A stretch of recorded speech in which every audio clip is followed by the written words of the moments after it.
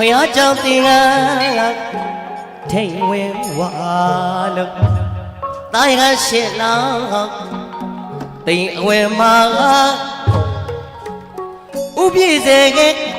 ဆရာတော်ဖယားကရှာပြဖို့အမိသားကို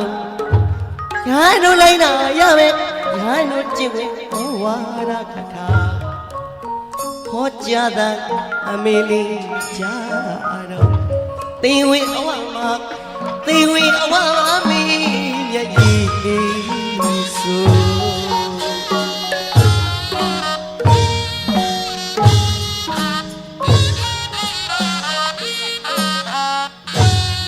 ဖယားကြောင့်တင်ကထိန်ဝင်ဝါလို့တာရဟရှစ်လောက်တိမ်အဝဲမှာဥပြည့်စေကဆရာတော်များကပစီဖြစ်မဲ့အမိသားကိုရဟန်းတို့လိုက်တာရမယ်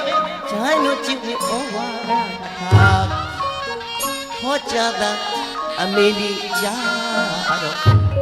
တိမ်ဝင်အဝမှာတိမ်ဝင်အဝမှာမီးရဲ့ကြီးလေး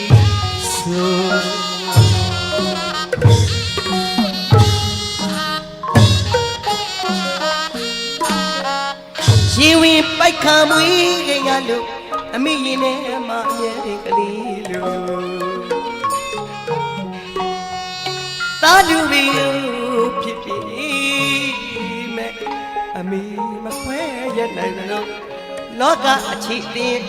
ဘဝချီဝင်းဝဲရောက်ပြီးမို့ရဟန်းပေါင်းတွင်တွတ်တွင်မို့လို့အပေတကားပိလို့ရဟန်းတကားဖွင့်ပြီးကွယ်ဝမ်းသာမျက်ရည်ဆိုတော့တင်ဝီမဲ့အမိသားကိုတင်ပြီးစကုမဆိုင်ပြီးသမုဒိယပြမဲ့ရဟန်းသားတော့ဖြစ်သွားပြီမို့အမိဖားတို့နဲ့မသက်ဆိုင်တော့ဘူးဆိုဟောကြားတာအမေလေးကြား